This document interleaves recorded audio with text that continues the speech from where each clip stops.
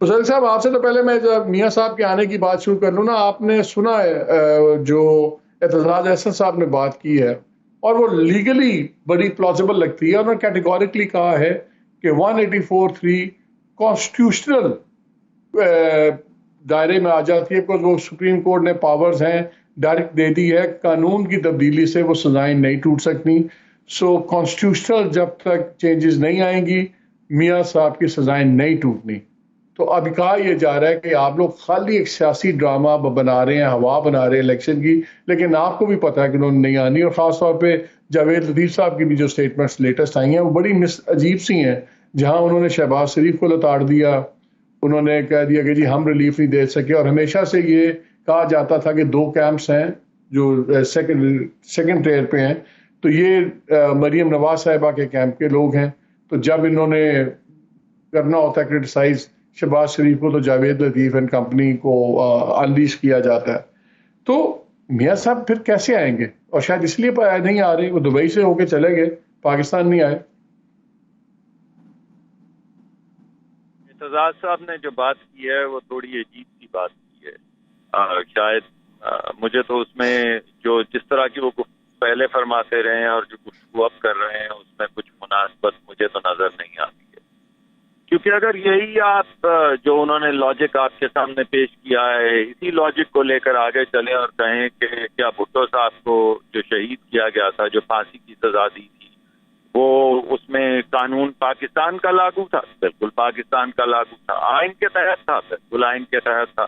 وعدہ معاف گواہ تھا؟ ہاں، وہ مسعود محمود جس کا آج تک پتہ نہیں چلا کہاں گیا، وہ تھا موجود، اس نے گواہی دی تھی. تو پھر پھانسی صحیح ہے، آئین اور قانون کے مطابق ہے، شہادت نہیں ہے. تو میرے خیال میں وہ شاید نہیں مصدق اس میں فرق ہے. دیکھیں اس میں فرق ہے. بہت کیسز نہیں وہ یہ کہہ رہے ہیں مصدق، میرا ایک سوال سن لیجئے. اس میں پیرلل اس لیے ڈیفرنٹ ہے، اس میں مقدمہ درج ہوا، قانون کے تحت مقدمہ درج ہوا، ٹرائل چلا، سزا ہوگی. یہاں پہ سپریم کورٹ نے آج خود نوٹس میں لے کے سارا ٹرائل کے، اس میں وہ یہ ڈیفرنس ڈرا کر رہے ہیں. جی ٹھیک ہے، ان کا ڈفرنس تو ان کے جو لاجک ہے اس کے مطابق ہے، لیکن میرا لاجک بھی سن لیجئے. چلے ہم آئینی چیزیں لے لیتے ہیں، چھوڑ دیتے ہیں ہم ان کو، جو ہمارے جو مقدمات ہیں جس کا میں نے ذکر کیا بھٹو صاحب کا. تو ایسا کرتے ہیں کہ مولوی تمیز الدین کیس لے لیتے ہیں. اب مولوی تمیز الدین کیس تو ایک آئینی کیس تھا اور آئین کے اندر ایک ڈاکٹرن آف نیسیسٹی کی گنجائش تھی. اس کے اوپر ایک بے انتہا بڑا تھیٹر لگایا گیا، ملک غلام محمد صاحب، جسٹس منیر صاحب، مولوی تمیز الدین ایک طرف، کبھی وہ چھپ کے پہنچ رہے ہیں عدالت میں، ایک بے انتہا بڑا آئینی مقدمہ. تو مجھے یقین ہے کہ اس کے اوپر بھی ان کی یہی پوزیشن ہوگی کہ بھئی اگر آئین کے تحت آئین کو انٹرپریٹ کیا گیا، سپریم کورٹ نے کر دیا آئین کو انٹرپریٹ، تو پھر مولوی تمیز الدین کیس ٹھیک ٹھہرے گا، کیونکہ اس کا تو اب کسی جرم سے تعلق نہیں ہے، کسی ایف آئی آر سے تعلق نہیں ہے. ارے بھائی بات یہ ہے کہ آپ کس مقدمے کو روئیں گے؟ بنیادی اگر آپ جسٹس کی کوئی بات کرنا چاہیں تو جسٹس مقدمہ یہ تھا کہ ایک کمپنی تھی دبئی میں میاں نواز شریف صاحب کے صاحبزادے کی، اس کے بورڈ کے اوپر وہ سرو کر رہے تھے، تنخواہ نہیں لے رہے تھے. سپریم کورٹ کے اعلیٰ ترین جو ججز ہیں انہوں نے یہ کہا کہ آپ نہیں لے رہے تھے تنخواہ، آپ نے نہیں لی تنخواہ، ہم مانتے ہیں، لیکن چونکہ لے سکتے تھے اس وجہ سے آرٹیکل فلاں فلاں کے تحت آئینی طور پہ آپ کو ہمیشہ کے لیے ڈسکوالیفائی کر دیا. بھائی اگر یہ ٹھیک ہے تو غلط کیا ہے؟ باقی چیزیں کیوں غلط ہیں؟ پھر وہ بھی ٹھیک ہے. ابھی تو میں نے آپ کو ایسے 2 ایگزامپلز دی ہیں. آپ مجھ سے زیادہ مہارت رکھتے ہیں آئین کی، پاکستان کی قانون کی جتنی تاریخ ہے اس پہ، فیصلوں کی تمام تاریخ آپ کے سامنے ہے، جورسپروڈنس کی انکنسسٹنسیز آپ کے سامنے ہیں. تو پھر ہم کہتے ہیں ٹھیک ہے، پھر یہ ٹھیک ہے تو وہ بھی ٹھیک ہے، اور پھر وہ بھی ٹھیک ہے، اور پھر جو آپ نے اوتھ لیے وہ بھی ٹھیک ہے، تو سبھی ٹھیک ہے. پھر اب یہ تو نہیں ہو سکتا کہ بھٹو کیس کی بات کریں تو آپ کی پوزیشن ایک ہو، مولوی تمیز الدین صاحب کی بات کریں تو آپ کی پوزیشن دوسری ہو، اور لیکن جب نواز شریف کی بات کریں آپ کے نہیں یار یہ تو آئین ہے نا، تو وہ کیا تھا بھائی؟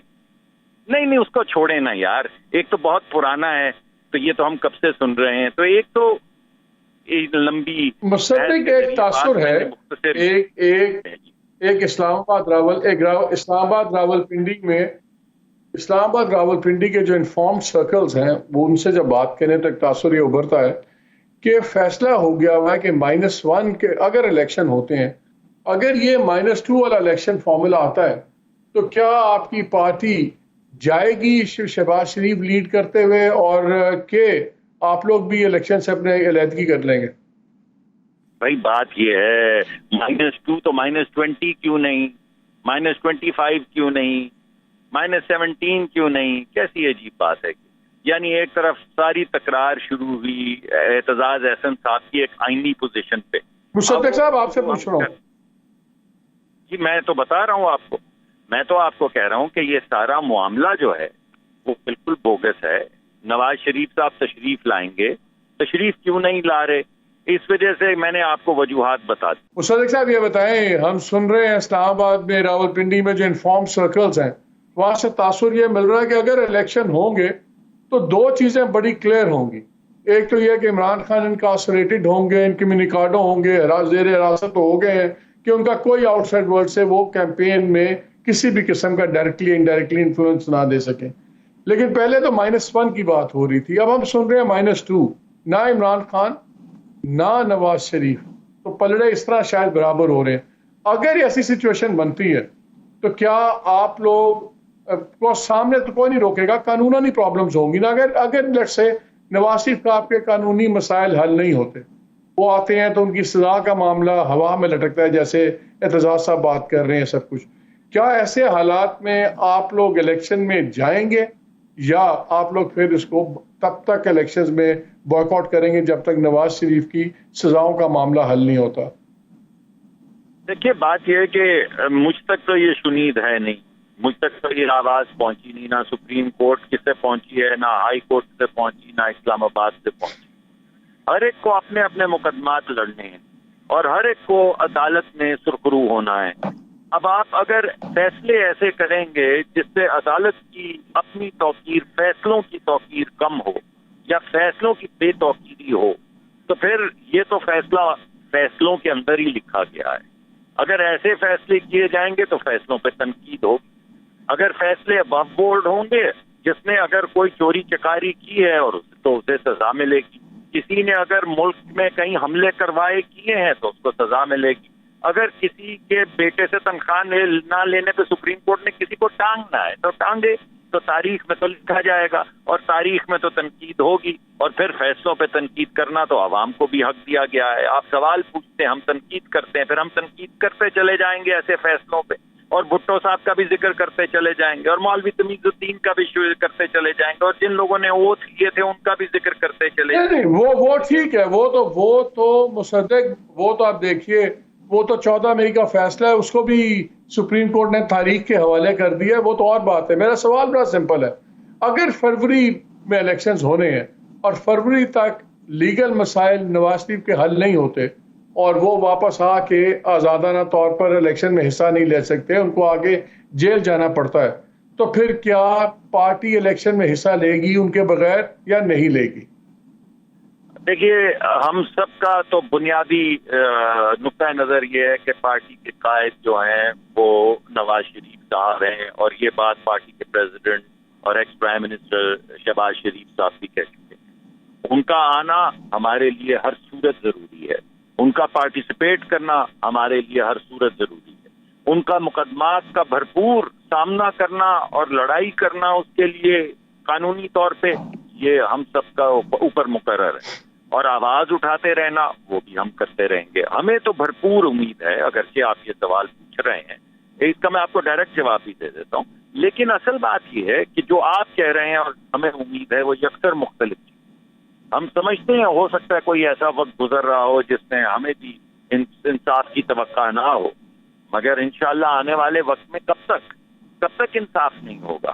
یعنی کیا لوگوں پہ یہ بات ڈھکی چھپی رہے گی؟ میں بار بار ٹی وی پہ آ کے آپ کے ایک پروگرام میں 3 مرتبہ کہوں گا کوئی اخلاقی طور پر کوئی جواز رہ گیا ہے نواز شریف صاحب کے نہ آنے کا؟